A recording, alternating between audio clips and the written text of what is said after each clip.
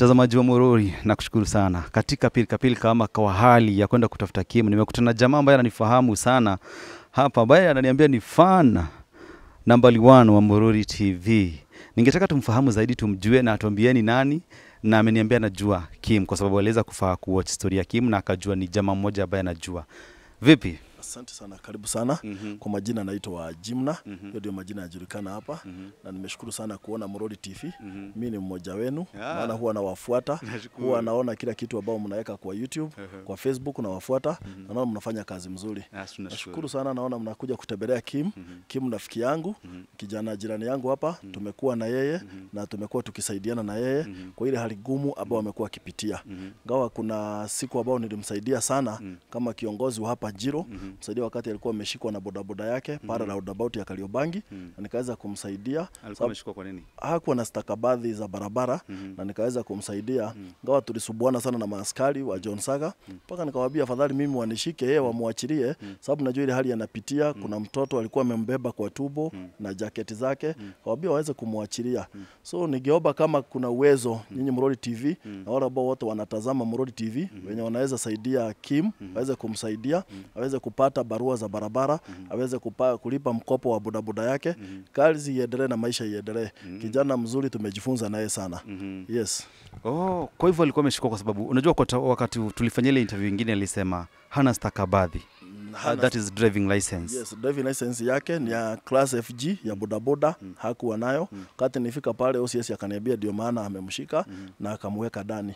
Lakini ningangana kama kiongozi, maana wale maaskari wengine walinifahamu na ile ukali wa mwanasiasa niliutumia pale mpaka kijana akaweza kuachiliwa. So tunashukuru mahali popote anaweza saidika, anaweza msaidia. Ni kijana mzuri, hana tabia baya, kijana ambaye amekuwa akifanya kazi yake mzuri. Yes. Na najua kuna community ambayo ya Saika ambayo inaweza kutazama, watu ambao wanaweza kutazama hii story kutoka Saika, au watu ungewaambia namna gani kwa story ya Kim? Maybe uweze kumsupport ama anything. Community itself.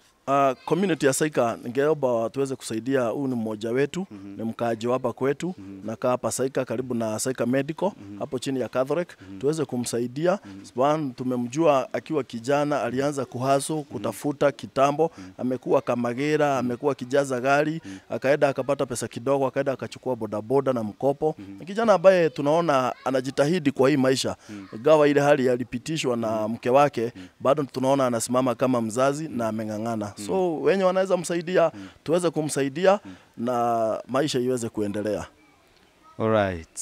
Umesikia hao ni maneno ya, umesema unaitwa? Naitwa Jimna, kiongozi wa hapa Jiro Ward. Jimna, kiongozi wa hapa Jiro Ward. Na tuna hope tuko kwa mikono sawa. So kama unatazama Murori, tafadhali uko kwa mikono safe. Kama tuko na Jimna hapa ambao ni one of the kiongozi wa hapa Jiro Ward. Sawa. Na tutaendelea sawa, tafadhali. So endelea kuikeep Murori TV, endelea kusubscribe, na tuende ndio tupatane na Kim tuweze kusikia story yake, na tunashukuru zaidi.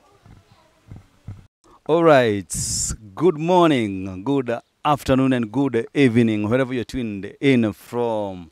I go by the name Jefferson Outer Murori TV, and due to public demand we are back.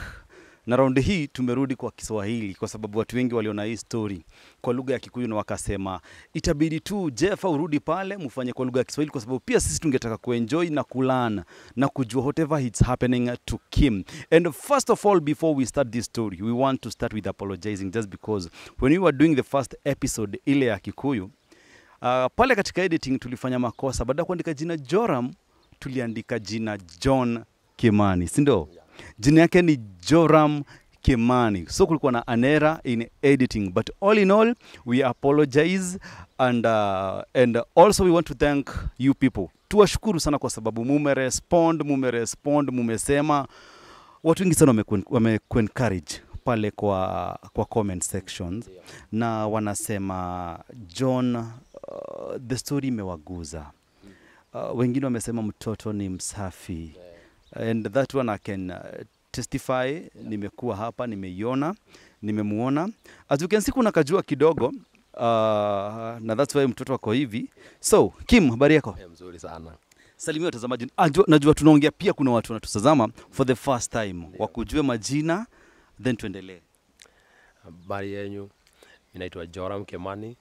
Hapa umeona nimepunga hewa. niko nimetulia pale, mtoto akicheza na wale wengine.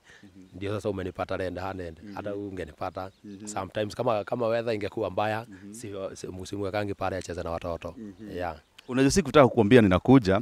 So nime make sure tu ile simu nilikuwa kupigia tu nijue kama uko area. Ndio at least nikupatia ile off guard. At least maybe ndapata ukifua, maybe ndapata ukimpatia chakula or anything. But all in all nimepata mtoto akicheza na watoto wengine.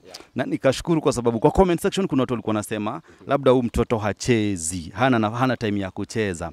Na nikuulize hata kama kuna jua. So hivi ndio mnaishingi na huyu mtoto? Hivi ndio tunaishingi. First of all tulifua, utaona vyombo tumeosha. Haya. Saa hii unaniona hapa already nimeshaekelea maji yake ya kuoga. Sasa akimaliza kucheza na wale watoi, si unaona venye anakaa. Sasa aende aoge, already ameshiba. Tumbo imejaa. Unaona? Sasa kama saa hii kuna hii weather, si unaona kuna jua. Sasa sometimes anacheza na watoto. Maybe kwa sababu na venye palikuwa na watoto wengi. Sasa anacheza hapo, anaongea, wanamtembeza nini. Sasa na mimi nimetulia tu karibu na yeye. Siwezi enda mbali. Siwezi kubali. Okay. Komorodi TV tukianza hii story, ningekusihi tu ama ningekuomba tafadhali, kama huja subscribe tafadhali kubali tu kusubscribe. And also pia tangu tufanye hii story kuna watu wengi sana wamenipigia wakiwa na issues different. Kindly, I'll respond to them. Just be patient, I'll respond to them. Tutakuja na tutakava history. Kuna wanaume pia wamenipigia wakiwa na the same kind of issue and ninaziangalia sana. Pia kuna wanadada pale tutaangalia. If you have an inspiring story tafadhali, nipigie simu. Just reach out to me and we'll come and sort it out. We'll come and cover it. We see what we can do. Unaweza hata wasi wa kukuchangia, unaweza pata watu wa kukuchangia, unaweza pia kuwa wako encourage watu wengine wawili watatu. Nimeona wanaume wengi sana wamejitokeza pale kwa comment section wakisema, pia mimi niliachiwa, so I'm just going to call Kim, atapigia Kim simu." Wamekupigia simu? Kuna wengine wamenipigia. Sasa nikawaambia, mimi nikawape hope. Kawaambia ukiachiwa mtoto, usiteze huyo mtoto na usionyeshe huyo mtoto madharau. Mpatie tu love. Ile inafaa. Kama ni chakula, kuwa ukae mbele na hiyo kitu yenye chakula, pampers, yani huyo mtoto umweke akiwa happy. Hata akikuona hivi anaona ni kama ameona Mungu. Wacha nikwambie kitu moja imenifanya nikupende sana kama brother yangu. Na nimefurahia sana kwa sababu wakati tumeka ile story pale online, watu wengi sana wamekuja pale na wakasema kwa comment section pale wanasema hakuna, sijapata mtu amesema huyu jamaa ashainifanyia hivi. Nimeona wengine wakicomment wanasema huyu jamaa alikuwa anatutetea wakati mati zinatu overcharge, anatutetea tunalipishwa 70. Huyu jamaa anamuonanga Saika stage ananibebanga, ni jamaa roho safi. Huyu jamaa anafanya, yani hiyo kitu ilinifanya ni feel kazi nafanya si kazi ya bure. And so nasihi wale watu wote. Then kuna watu pia wamenipigia simu. Unajua wakati tunafanya hii story, sisi sana sana huwa hatuonekani. Pale kwa comment section, kwa wale wame appreciate kazi ya Morori TV, maze tunashukuru. Tunashukuru. Pia mimi nakushukuru sana. Hata sijui naweza kupea nini. Unajua time. Labda nikipata kijana mwingine nimuite. Unajua? Hawa watu pia hawajuangi. Pia si wakati mwingine tunapitia challenge. Najua. We need fuel, tunahitaji mafuta, tunahitaji nimeona uko na gari. Tunahitaji at time gari zina breakdown tukienda kufanya story. So at time tunahitaji pia word of encouragement. Kuna mwingine atakuja pale hivi akuambie tu kimaneno tu. Kuna I think nimepata comment kama moja ama mbili. Wengine wanakuja wanatukashifu, mbona hamukuifanya na Kiswahili? They don't understand that channel yetu basically imekuwa channel ya Kikuyu. But of late tumehave kwenda overboard. Ibidi tufanye baka Kiswahili kwa sababu simu tunapokea pia zingine si za kwa hii story kwanza nimepokea simu mingi sana si za Kikuyu. So with time tutakuwa tunafanya baka story zingine za beyond Kikuyu. But tunashukuru sana kwa wale wame appreciate kazi yetu na tunashukuru. So Jora, mulizaliwa wapi? Nilizaliwa area ya Elbagon. Elbagon. Area inaitwa Ndimu. Niliona wengine wakisema na kujua mlisema pamoja. Hadi wengine wamenipigia na niambia tuko huku tunataka kukuona. Na ananiambia ni nani classmate wangu, namwambia okay. Me niko around. Na kusoma ulisoma wapi? Hiyo tu Demo DB. Cause wazazi wangu walikuwa siwezi sema ati walikuwa na do. Sasa ilibidi tusome shule za serikali. Na unajua shule za serikali venye zinakuanga, yani mtoi atritiwi kama hizi zingine za kawaida. Sasa tulihaso huko mtoto kusoma, manguo zingine zimeraruka, yani hata I hope una imagine venye nakwambia. Hadi sasa inakumbukanga mamangu hivi. Nikisikia akiniambia nimpelekee mtoto, I'm crying. Nalia tu. Na imagine ile shida amepitia na mimi. Hadi wakiwa na babangu tena nirudi tena nimpatie mtoto, nimuongezee shida tena. Sasa unaona I make sense. Sasa mimi nikaamua wacha nipambane. Unajua wakati nakuona pale kwa TikTok naona kila siku wamama wanakuona wanakushangilia, wazee vijana wanakushangilia. Kwanza kona wasichana Kayole kona nahitaji kwenda hiyo place niongee na kina mama kwa sababu wanaonyesha upendo sana. Hata si hivyo. Siwezi taka tuende na wewe. Naweza taka wewe usimame pale. Mimi nifike hivi uone venye mtoto yani natole wangu wa charazima. Anatole wangu wa charazima alizoea huko. Tunataka mtoto, tunataka kuona mtoto. Yani wanafurahia. Juu mtoto saa zile waliona nimejitolea kukaa na huyo mtoto. Walifurahia sana. Ungekuja upate huyo mtoto nimetupa pale ama nimemweka hapa kwa sewage. Hiyo ni furaha yako? Ingekuwa furaha. Ingekuwa furaha yako. Lakini saa zile nilikaa hivi nikaambia Mungu neno tu moja. Mimi nikiamka asubuhi mimi huomba, nilikuonesha Biblia, nasoma Biblia verse 2, naimba ngoma 2, nachomoka. Naenda kazi. Na nikitoka tu hivi, kutoka tu kwa nyumba simu. Kimu uko wapi? Nataka kupeleka tao. Napeleka customer tao. Na I hope wengi nimewapeleka. Mtu tunafika tu town na anashuka nduthi na anaenda. Lakini unadhania ati huyo mtu amekataa kukulipa. Ukienda kuangalia hata amekutumia do excess. Unamwambia son thank you. Sasa kuna tunauliza, huyu mtoto anaitwa nani? Elvis. Elvis. Yeah. Elvis Njuguna. Mambo Elvis? Sasa ndio bibi yangu. Mambo Elvis. Ndio bibi yangu. Kila kitu yangu ndio hii. Yeah. Haya. Sasa nataka tuendelee. What happened ikabaki wewe ndio uko na Elvis? It's a big story juu wakati tulikuwa tunaishi na bibi yangu. Mimi bibi yangu tumeishi naye na nimemtreat vizuri. Sasa kuna pahali palifika ikafika unajua sometimes ndio maana tunaambianga madem ukizaa tusikue na chuki. Ati juu mtoto tumepata mtu mwingine sasa tuchukiane. Tupende huyo mtoto na nikupende na unipende. Sasa ilifika pahali tukiwa tunakaa na bibi yangu akaanza tumadharau kidogo ya kuenda kwao. Akienda kwao itabidi sasa mimi nikitokea I hope mimi nikienda kazi naendanga kazi saa 1 ya jioni. Haya narudi huku saa 6 ya usiku. Nikirudi saa 6 ya usiku na chomoka asubuhi saa 10 ama saa 11. Naenda kazi vizuri. I hope mbeleni tulikuwa tunakaa naye vizuri. Juu mimi nikitoka kwa nyumba kitu ya kwanza huyo mwanamke angekosa kunipea chai. Angekosa kunipea chakula. Kila kitu. Mimi nilikuwa yani ndio maana unaona nasema akumbuke kauzuri nimewahi mfanyia. Kama mimi venye nilikumbuka kauzuri nimemfanyia asikie tu huruma. Sasa tukakaa the more tunakaa na yeye ilikuja sasa situation ya anaenda kwao na anaenda daily. Sasa inakuwa hata wewe unafaa uangalie umuulize na huku kwenye unaendeanga nini. Umenielewa?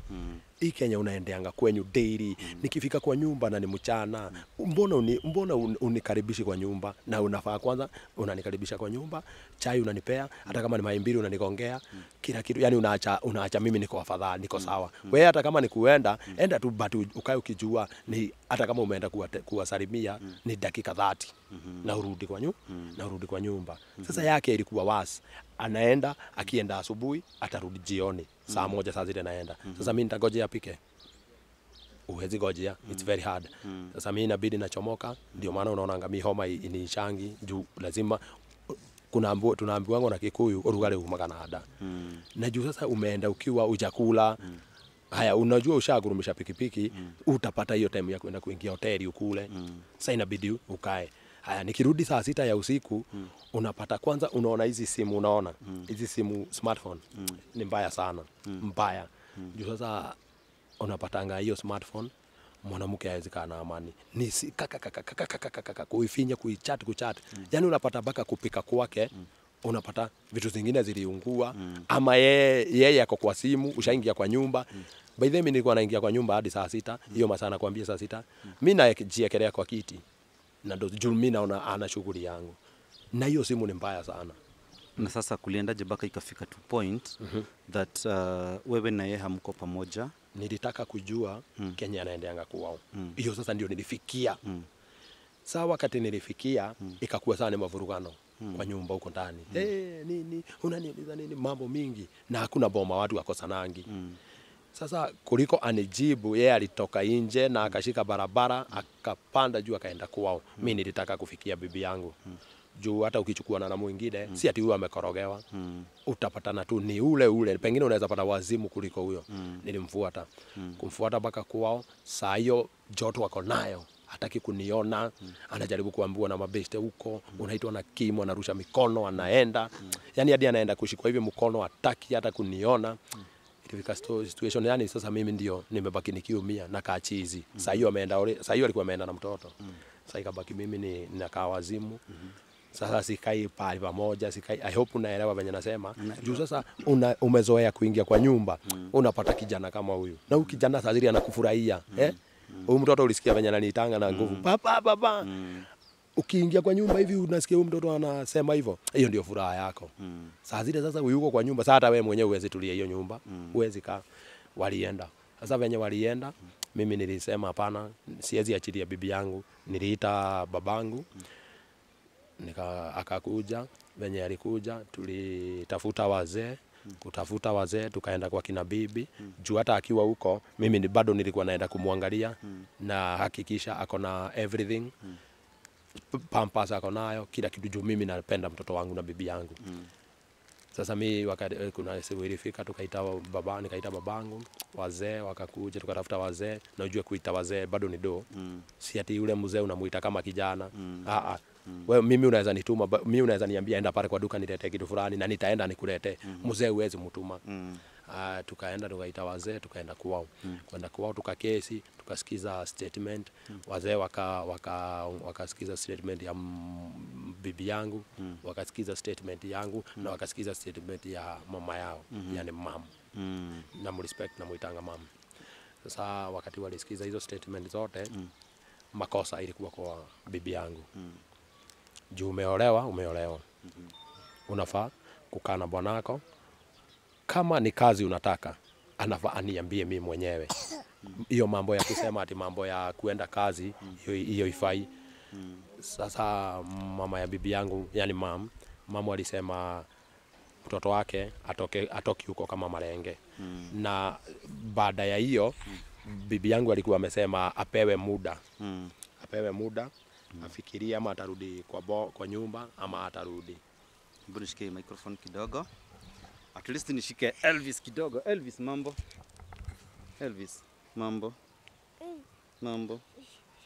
Umekula umemaliza? Yaani umekula umemaliza? Niko naona mpaka makaina kuwa kubwa ina mwana mate. Sawa. Lete microphone hapa. Kana nikaa nataka kutushikia.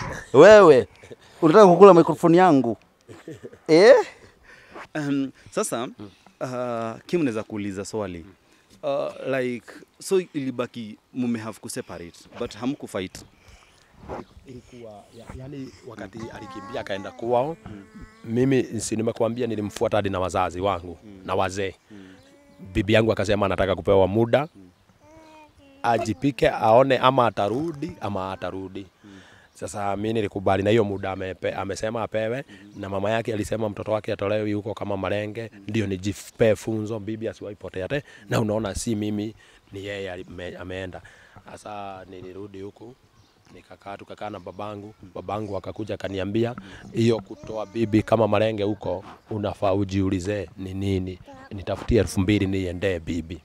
Si wewe umeona kwa stage tuko pikipiki ngapi? 2000 inatoka wapi?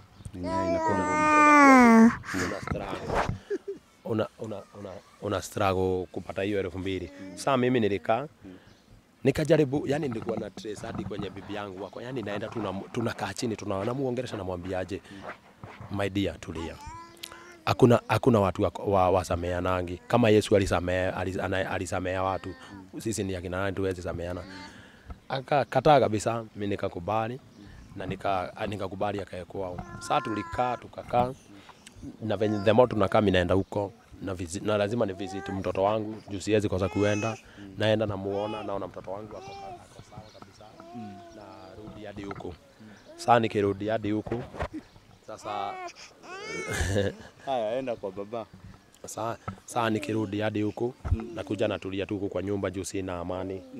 Sasa bibi yangu ilifika point ni kama alikaa huko sana akaona hapa hatupelekani vizuri na mama. I hope venye nilikuwa kwa Sami bibi yangu alikuwa anajua mchana niko huku sitoki kwa nyumba. Time akakuja hadi kwa nyumba akarusha mawe juu ya mabati. Kurusha mawe juu ya mabati mimi nilisikia huyo ni mtu. Nikaenda nikafungua mlango. Kufungua mlango kuangalia nikapata ni bibi yangu. Na akanisalimia vizuri na akaingia kwa nyumba. Sasa kuingia kwa nyumba bibi yangu alikuja akakaa kwa mkono ya kiti. Maybe nini namsumbua ama anataka kwenda kulala? Anataka kukaa hapo. Unaona? Elvis, unatakaje? Hebu tupigie story ama tuimbie? Hebu tuimbie. Hebu imba kwa wimbo. Panda kwa mgongo. Panda kwa mgongo.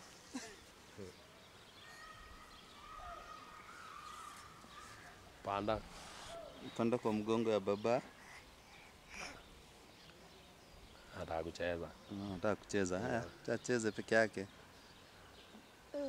Haya, umesimama.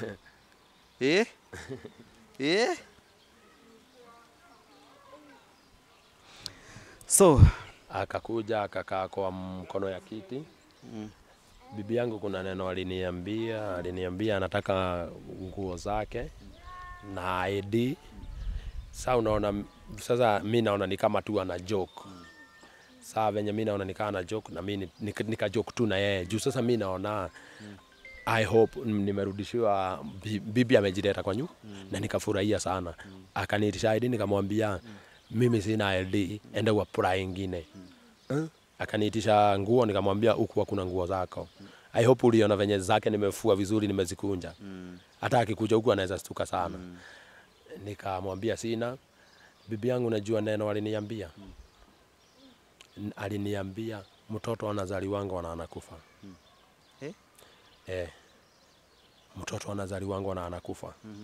Hata wa sister yangu tulimuzika na tukamsahau. Unajua hiyo kitu ni shock sana. Alirusha mtoto kwa kiti na akaenda. Alitoka akaenda, sijui alipita. Unaona hapa kuna njia kama milioni. Sijui alienda hivi, sijui alienda hivi, sijui alienda hivi, sijui aliingililia pale. Kumfuata nilienda nikafika na hapo juu nikaona hapana. Nafuata mtu ako na akili. Acha nirudi kwa mwenye yani anajua Kenya anafanya. Acha nifuate mwenye ajui Kenya anafanya. Nikarudi kwa mtoto, juu huyu mtoto nikimwacha kwa nyumba ataachwa kilia na ataachwa pale pabaya. Nikakaa nikaona mtoto ni mchafu, nikaekelea maji, nikamuosha mtoto, nikampea chakula. Nashindwa nini mbaya mtoto wakuli. Sasa nikatulia kabisa, nikaenda jioni usiku kitu saa 1. Saa 1 saa 2. Kuenda nikaenda nikauliza bibi yangu wako wapi? Ukauliza wapi? Sister yake. Kwao hapo. Nikauliza bibi yangu wako wapi? Mimi akaniambia Shiro alienda job, alienda kazi. Ani jana usiku ati alienda kazi aje. Nikastuka. Sasa unaona ni hii siku nyingine majioni. So meaning hata akitoka kwako hakuwa anatoka kwa sababu hiyo wakati anakuja kuleta mtoto alikuwa shajua analeta mtoto ndo aende kazi. Bas. Okay. Kazi yenye tuwezi sema iko kazi juu wewe tuko na wewe hapa. Hadi saa hii wewe tu alinipigia tu simu yake akaniambia iko kazi. Haya ili ni mimi nilirudi kwa nyumba. Nikasikia alienda kazi nikatulia. Na nikaona siwezi fanya kazi na huyu mtoto. Nikaona it's very hard. Nitabeba aje mtoto, nitakaje na mtoto. Nilichukua mtoto, nikambeba vizuri. Saa hiyo sikuenda na pikipiki. Nikambeba vizuri, nikampeleka hadi kwao. Kumpeleka kwao ilikuwa kibarua. Kwenda kushikisha sister yake hivi mtoto. Sister yake akakataa, ni kama walikuwa wameongea nisipeleke huyo mtoto huko. kuenda kumpatia mtoto akakataa. Nikampatia tena akakataa, akarudi nyuma. Nikamshikisha vizuri. Kwanza first of all nilimuuliza bibi yangu ako wapi? Akaniambia bibi yako alienda kazi jana usiku. Jana. Sasa unaona tunaongea the following day. Ati jana ndio alienda kazi. Sasa nikaona ananificha. Nikaona juu nilimpata kwa gate yao. Nikaona ni kama ananificha. Sasa nikampatilia mtoto. Nikamuinsist kabisa mpaka akachukua mtoto. Unajua huyo sister alienda kusema nini? Alienda kusema mambo mbaya. Alienda akaambia mamake, mimi nimepata mtoto kwa nyumba akilia. Najua alipata mtoto kwa nyumba akilia, ati nilimwacha huko. Sasa unaona sasa hii siku ya 3. Sasa tunaongea sasa siku ya 3. Nikabeba customer. Ilikuwa early in the morning, saa 3. Nikapeleka customer hapo Kayole. Saa hiyo nimedrop customer, tukapatana na mama. Mom aliniulizaje? Sasa mother-in-law. Yeah, mother-in-law. Aliniuliza kitu hata sikuwa na inspect kama inaweza kuja kwa mahindi yangu. Juu kitu aliniuliza. Ati Kim, ni mimi uliletea mtoto nikijua unatafuta pesa pale, uniletee mtoto kwa uniletee kusema mtoto mzigo, ukuje uniachie mzigo yako, mimi nikae na mzigo yako. Wewe ufanye kazi pale, mimi hakuna mzigo ya mtu. Kwanza kukosea sana, unakuja unamwacha kwa nyumba, unaacha mtoto kwa nyumba, mtoto anapatikana akilia. Ilikuwa kibarua kigumu, juu wakati mzazi aliniambia, hiyo ni kitu ilituma ni feel vibaya, juu aliniambia hakuna mzigo wa mtu anakaa nayo. Hata hiyo kitu sitakai kukumbuka, inatumanga nisikie vibaya sana. Ananiambia kuna mzigo wa mtu anakaa nao. Kila mtu apambane na hali yake. Niende nitafute bibi yangu, tujue kwenye tutaenda kulelea mtoto wetu. Nilirudi kwa nyumba. Ukiimagine saa hiyo bibi yangu simu haingii, simu ni mteja. Juu saa zile alienda, ali switch off simu, ikakuwa mteja. Sasa nilikuwa na kazi ngumu sana. Saa siku ya 4 nikaamuka. Saa nilirudi huku saa 8 ya usiku, saa 8 ya mchana. Saa venye nilirudi huku saa 8 ya mchana, nilienda nikakaa kwa kiti. Kukaa kwa kiti, niliomba Mungu, nikajiuliza maswali, nikajiuliza kwangu kuzuri ni wapi. Barabara ndio hizi unaona zilifungwa, sina pali kwa kupita, uliona kwenye na kupitishia kwa mto, kukinyesha tuwezi pita na wewe huko. Ilikuwa kibarua kigumu sana. Nilirudi kwa nyumba, ni ile unarudi kwa nyumba, unajiuliza maswali, unalia, unaona hapana, hakuna kitu unasaidika nayo. Niliambia Mungu, kama nimeambiwa niende mzigo yangu, wacha niende. Kwenye tutakufia ni sawa. Niliendea mtoto wangu. Early in the morning ilikuwa 5 nakumbuka. Nikaenda kwa kina bibi yangu. Saa hiyo sikuwa naogopa, nilienda na ushujaa mwingi sana. Nikaenda nikagonga mlango, nikagonga mara ya 2, nikagonga mara ya 3, nikasikia kuna mtu anarespond, nikaingia. Kaguza mlango hivi, mlango ikafunguka. Wakati mlango ilifunguka, nilipata Shiko, anaitwa Shiko, amelala na mtoto kwa kiti na mama hayuko. Nikamuuliza mama ako wapi? Aliniambia mam alienda soko. Nikamuuliza atarudi saa ngapi? Hata yeye ajui atarudi saa ngapi. The more tunaongea na yeye, mtoto wangu akaamuka. Mtoto wangu kuamuka, anajuanga sauti yangu. Mtoto alinihug. Na mtoto alinihug na nguvu ingine hata sijaisikia akiwa amenishika hivyo. Na akanishika kabisa. Saa venye alinishika, nilifeel mbaya sana. Juu huyo nilikaa hapo, nikaanza kujiuliza maswali. Kitu ya kwanza, nikasema wacha ningoje mam tu agree naye na mimi niende na mzigo yenye aliniambia niende, kila mtu apambane na mzigo yake. Juu aliniambia tu nipambane na mzigo yangu. Nilikuja kwa nyumba, nilisumbuka. Huyu mtoto alinisumbua sana. Juu sasa kukula mtoto wakuli, sijui shida yake ni nini. Kuenda hospitali, kukaa naye kwa hospitali, bili yenye inakuja, sina pesa. Niliteseka sana na mtoto. Nikateseka kabisa. Nikakaa, nikakuja kwa nyumba, nikajiuliza, niko kwa nyumba, siendi kazi, hakuna mtu ananisupport. ukienda hivi unaomba mtu hata kama ni 100, mtu anaona ni kitu ngumu unamuomba. Unaona, yani hata heri tu ukae hivyo. Sitakai kukumbuka. Nakaanga hivi. Nikakaa hivi nikasema Mungu anijalie na huyu mtoto nilikuwa nimesema kama nikukufa acha tuende nikunumshe tu pikipiki niende nikaonge hata kama ni gari. Saa hiyo nikaona hiyo mafikirio kwenda kujipora funguo ya pikipiki ilipotea. Si unaona ni nyingine nilishonesha spare. Funguo ikapotea. No nikakuwa na hope. Jirani yangu hapa anaitwa John alikuja akaniita akaniambia Kim, kuachwa na bibi si ati amekuua, si ati amekufanyia kila kitu, si ati amekuvunja mkono, jipe hope na mtoto atagrow. Nilikaa hivi nikajiuliza nini naweza kuwa nikifanya na nikuwe naendanga na huyu mtoto. Juu sasa kuacha mtoto kwa nyumba ni kibarua. Sasa ni kibarua ngumu. Sasa nikaona acha ni jaribu. Nikaenda nikanunua jacket, ile jacket nilikuwa nayo leather. Nikaeka mtoto ndani. Sawa wakati nimeweka ndani naona mtoto anachomoka huku chini. Nilienda nikanunua jacket nyingine ndogo ya hiyo. Wakati nilieka mtoto hiyo ya ndani naekanga hivi na takin, nikitakin hiyo ya ndani nikieka hivi miguu ya mtoto siko huku anakalia. Inakaa ni kama amekalia kiti. Sasa ikikaa nimekaa amekalia kiti. Mtoto wangu tunafanyanga naye kazi na nilisema asante sana kwa wale walinisupport. Sasa but Kim inakaa ulikuwa umependa bibi yako sana kwa sababu naona ukiongea hiyo story machozi inadondoka tu sana. Kana mpenda sana. Na kwa sasa mahali umefikia unaweza mrudisha? Unajua nilikuambia saa for now unaweza yeye ndiyo kuamua. Yeye ndiyo kuamua kila kitu. Juu saa zile huyo ni sawa mimi naweza kubali kumrudisha lakini first of all unafaa ujiulize ni sawa nimemrudisha si umbu ati utafunga hapo na nyororo. Unaona? Yeye ndiye akona kila kitu, yani yeye ndiye answer. Yeye ndiye anaweza sema ni hivi na hivi na hivi na hivyo ikue ni hivyo ndivyo. Juu sasa ukiamua hata useme hata tushikane hata tuseme tunaenda kumtafuta yeye ndiye answer. Yeah.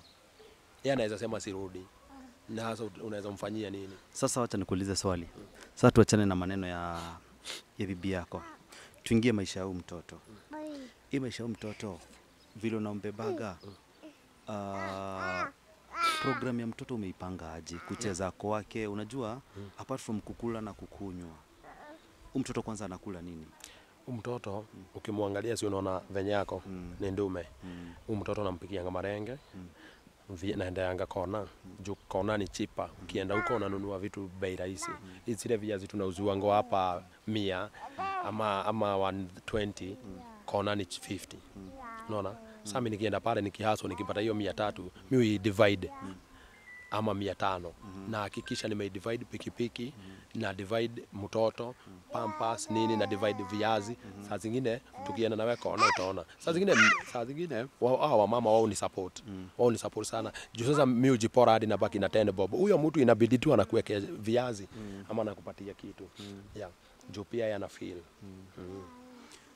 So kwa mavazi mtoto wako kwa kukula mtoto wako sorted vizuri. Yeah.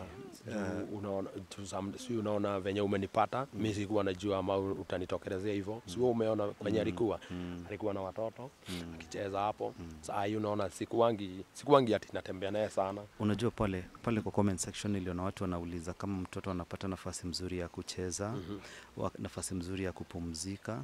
Baraken ama witness that nimepata mtoto akicheza na watoto wengine, meaning that Kim has created a good time and enough time for this child to have ample time to play with other kids and also to do his duties and also to do cleaning and all that. Wakati nimetembelea Kim kwa nyumba, nile in some of things hatuwezi onyesha hapa, but wakati nimetembelea Kim pale kwa nyumba, I can assure you that the environment is clean. Beside kukuatia naishi kando ya mto, the house itself, it's well organized.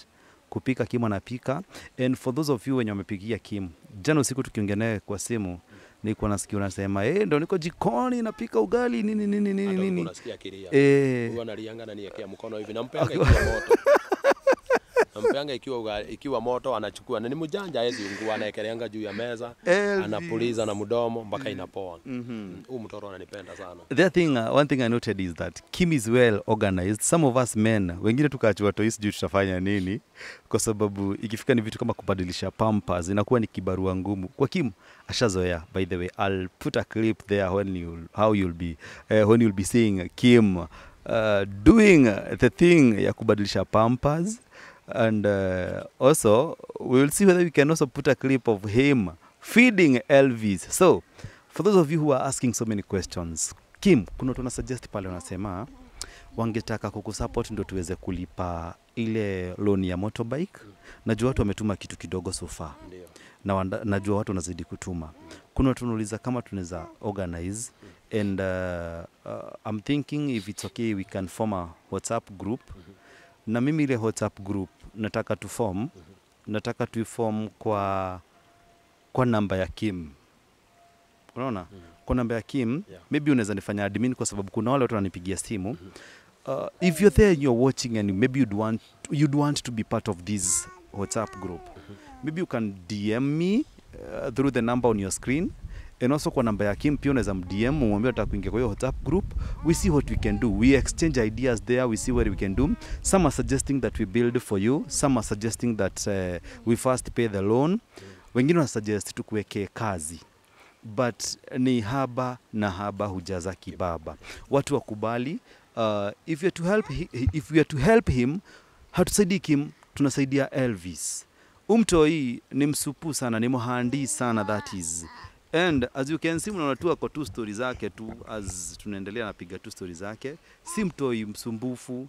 Not unless wakati yako na njaa. Nakwambia akiwa na njaa, si unaona kwa jikoni, mkono inakuanga juu. Anaekanga hivi. Na akiweka hivyo, si ati irudi chini ikiwa haina kitu. Irudi chini ikiwa na kitu. Napoesha viazi mbio nampatia. Ataenda utaona ametembea na viazi yake, anaiekelea juu ya meza, anazunguka anakaa chini, anakula. Kama ni ugali nimempatia, ataekelea hii mkono yungu wangu, hii ni kama ya babake. Unaona hiyo mikono? Si virahisi ya ungue. Hata ukimuona hivi, lazima apige shower. Lazima aoge. Tulifua, saa tukaosha vyombo, saa tuingie kuoga. No, Kim, kuna wase unauliza wangetaka kukusupport. I know as the interview is going on, kuna namba yako ya simu hapo. I would want you to confirm to them, uwasomee namba tena, so that unajua watu wengi wamekuwa wakinipigia simu hawaoni hiyo namba. And nimeipin kwa comment section, first thing. Namba yenyewe kwa majina za Kim wakati zinapia hapo, namba nimeiweka hapo. Ni sawa? So, Kim, wapatie namba yako. Namba yangu ni 0719 66 22 22. Wacha nirudia. Ni 07 19 66 22 22. Ni rahisi kama ya Safaricom. Ni rahisi. Ndio. Ni rahisi tu kama yangu, lakini sawa. So, tunazidi kuendelea hapa kwa Murori TV na tuko karibu sana kumaliza interview. Kuna tunauliza Kim kama unaweza kujengea kanyumba. Sijui kama uko na ploti mahali. Hauna ploti mahali. So kama ni kufikiria kujengea Kim, tafadhali ndio tuweze kumtokoa haya mazingira ambayo iko karibu na mto. I'll be putting some previous clips kwa hii video ndio tuweze kuona mazingira Kim mazingira ambayo Kim anaishi. And also I'll be doing an area field work, at least ndo muweze kuona. Nichukue clips 2-3 za hii area muone venye iko na tuweze kuendelea. Thank you sana for keeping it Murori TV. And Kim ananiambia wase wako majuu na wase wako hapa nchini Kenya wamemsupport sana. Wamemu-encourage sana. Tafadhali usiogope kupiga simu. Sasa ukiangalia nguo zile nilinunua utastuka. Hata utasema niko na mtu ananunua. Mimi nimenunulia mtoto nguo mingi sana. Mingi, warm, rongi, kiatu. Unaona kiatu mtoto anavanga gani? Mimi naweza afford hii. Yangu mimi unaona kana navaa kiatu. Mimi navaa gumboot. Unaona? Yake hebu angalia ile kiatu mtoto anavaa. Yaani umeweka mtoto mbele, umejisahau kabisa. Najisahau. Mimi unajua sometimes unaangalianga unaona saa zile mtoto ni mchafu. Ni wewe unaaibika, si mtoto. Jua anasemekana unaona mtoto ako na baba lakini venye anakaa kama gunia. Sasa mimi nakuanga sitakangi mtoto hata tukienda naye atakangi saa nyingine nimbebe. Anataka nimshike mkono tutembee. Sasa nitamtengenezea kakamba nikafunge hapa nyuma. Ashikilie hiyo kamba nikitembea yeye anavuruta. Patie kiatu yake wewe. Ndio. Mwambie kupatie kiatu yako. Unaona atakuvaa. Unaona? Sasa nifunge kakamba hapa nyuma tukienda tu anaenda tu akinivuruta. Mwambie kupatie kiatu yako. Si ndio Elvis? Na alright, bado tunazidi kuendelea vizuri sana na tuko na Kim hapa. Kim, kuna watu wanauliza mbona usipeleke mtoto daycare? Daycare nilienda nikapeleka mtoto, lakini wakati nilimpeleka au watu waliniuliza mambo mbaya. Ati mtoto achukuli wangu kwa daycare kama ana mama. Sasa anamaanisha nirudishe bibi ndio mtoto apelekwe daycare. Sasa unaona kama hata kama ni wewe hiyo kitu itakuhurt. Utasikia vibaya. Sasa nikakuwa siwezi mpeleka. Acha nikae na mtoto wangu. Alafu tena unajua bado ni mdogo, anaweza okotanisha magonjwa mingi sana. Sawa. Naona mtoto Elvis ni kama hataki tuendelee na hii story. So first of all tunapatia Kim nafasi kidogo. Aende bibi ashughulikie Kim. Najua ni Joy inamsumbua labda. Joy ndio inamsumbua. So amshughulikie kidogo.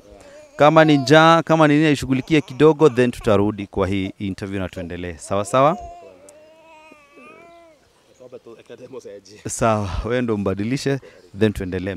Tafadhali if you're there and maybe you're watching, kindly make good use of that comment section. Tuandikie tu comment hapo, tuulize swali yoyote in case of anything, just let us anything. And kama huja subscribe kwa hii channel tafadhali make sure that umesubscribe, umehit that notification bell, kwa sababu after hii story tumefanya stories zingine mingi sana. Tuko na story ya another gentleman still, pia aliweza kuachiwa mtoto hivi, na tuko na story kadhaa bado tunazidi kukuletea hapa kwa Murori TV. So make sure that umesubscribe, umehit notification bell, tuandikie hapo, tukifanya vizuri tuandikie hapo, tukifanya vibaya tukosoe, roho safi bila matusi, na tutazidi. And if you're there and maybe you'd want to partner with us, kindly tuandikie, make good use of that phone number, call me, ni text, ni WhatsApp, and I'll respond to you. Sawa sawa, and God will bless you. So let's wait for Kim to come back and then tumalizie hii interview. Nashukuru sana.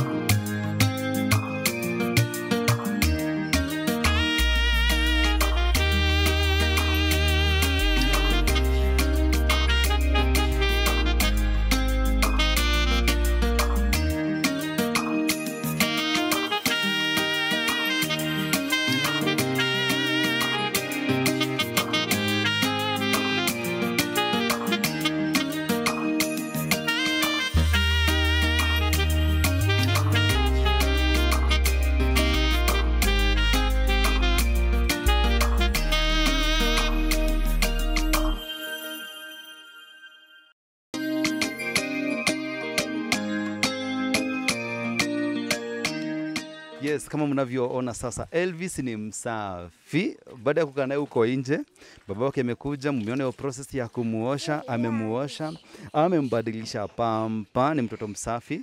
Babake anafanya usafi, nataka akimaliza hapa, ameosha vyombo, ameosha Kim, amefua manguo, na sasa hili lilobaki ni kupikia Kim. Sisi tutagoja Kim apikiwe, sisi tuenda zetu. So ningetaka babake akimaliza aweze kutujoin hapa, ndio aweze kutupatia vote of thanks. Pia awashukuru nyinyi ambao wote mmemsupport so far. Na pia si hapa Mururi tunasema asante sana kwa kuendelea kumsupport na kusupport Elvis, kwa sababu support to Kim is support to Elvis. Au sio Elvis, si ndio? Yes, unaona Elvis anasema yes, si ndio? Eh? Yeah? Alright, mimi najulikana kama Jefferson na ningewaomba tafadhali. Kim akona deni ya motorbike ambayo ni ya around 90,000. Na hebu Elvis tukae vizuri hapa. To behave ndo tupige interview na wewe, sawa? Hebu nishikie hii. Babake akona deni ya motorbike around 90,000. Tungetaka tuendelee kusimama na yeye aweze kumaliza kulipa hiyo deni. Wengi wanasema hapana, huyu mtoto hafai kulelewa hivi, hafai kubebwa. Nimeuliza babake swali, ni kwa nini hajapeleka mtoto daycare? Na swali jibu amenipea, ameniambia at the end of the day angetaka kujua mtoto wake ako secure na mtoto wake hali ati mentally pia yeye akifanya kazi ako sawa, wako na mtoto wake anajua venye anafanya. The other thing, because of ya venye hawako pamoja na babake na mamake, haezi taka kuacha mtoto kwa daycare then akuja apate story nyingine. So hizo ni story ni maswali nimeuliza hapa. Wengine wanauliza kwani hana watu wao. Kama venye alielezea hapo, watu wao wako mbali sana, mamake wako mbali, so kuwapelekea itakuwa ni another mzigo, na pia hao hawako well up. Elvis ako busy sana akiangalia babake akifua, akimaliza usafi hapa. So nimebaki kwa interview peke yangu. Lakini so Kim, nataka umalize hapo ndo ukuje hapa uweze kushukuru hawa watu. Unaona hii mapenzi yake watu wangu. Elvis. Bako move hata kidogo. Na nikao mtoto anataka kulala. Kwani analalanga saa ngapi? Unalalanga saa ngapi wewe? Baba. Choka hii. So, Kim, Yes. nataka ushukuru watu wako pale. Ndio. Sasa unataka kushikwa? Okay. Na nikaona maji baba. Hiyo. Nimeachwa tu.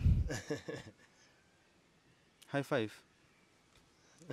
Si ni mabeste bado. So, nataka kushukuru wale watu ambao kuna watu wamekusupport, kuna watu wamesimama na wewe, kuna watu wamekupigia simu kuencourage, kuna watu wengi sana wamecomment pale. At least uambie kitu. Asante sana. Kwanza nimekushukuru sana. Juu hata hao watu wamenisupport. Wametumia njia yako na njia ya Mungu. Nimeshukuru sana kabisa juu kuna watu wamenisupport kabisa. Na nashukuru kwa hao wamenisupport. Na Mungu atawabariki na waishi miaka mingi sana. Hope ukiona Jeff hapa ni mtu wa maana.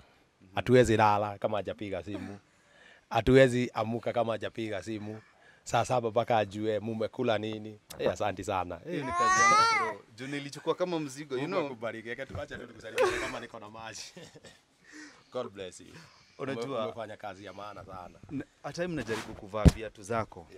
Naona mazee haziwezi nitoshea kwa sababu mimi sijui, to be honest, ingekuwa ni mimi nimeacha mtoto kama huyu, sijui ningefanya nini.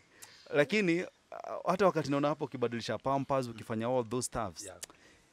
Wakati naona baka unafua, unalisha mtoto, unaosha vyombo, wanaume wengine wetu hatujui hata kusugua sufuria.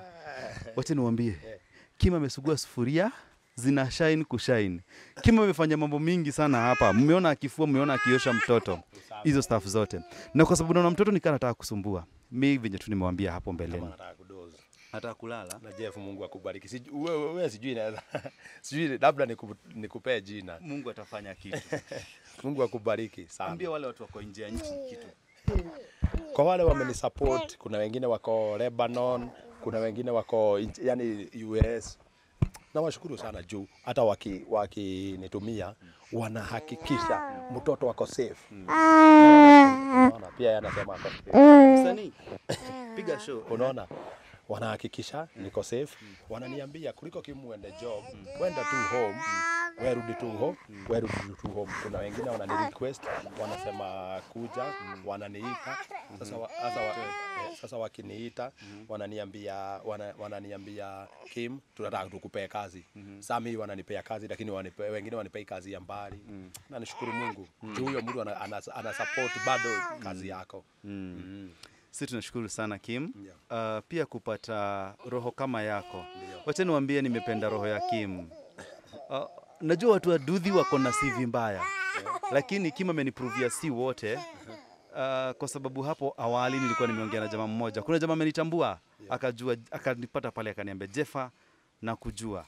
Na akanihakikishia akaniambia Jeffa napenda kazi unafanya. Nikamwambia niko hapa kufanya story ya Kim. Akaniambia story fulani hapo najua watazamaji mmeiona hapo mbeleni na Kim endelea kuwa roho safi. Wacha nikwambie. Ukifanyia Mungu kazi, atakutumania.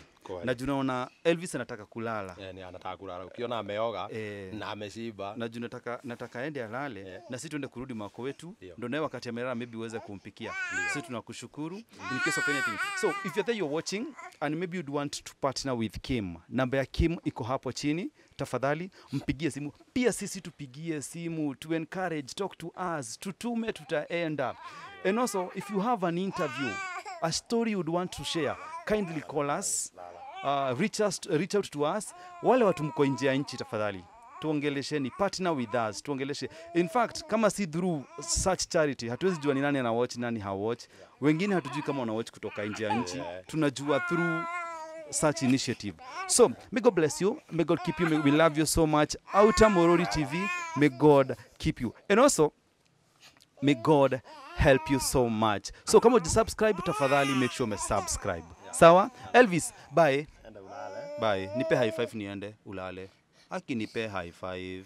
Kulala. Nipe high five. Nipe high five niende. Si nipe high five tu niende. Lala dadi yangu. Sawa, lala tu. Good night. Good night. Lala. Aya, bye.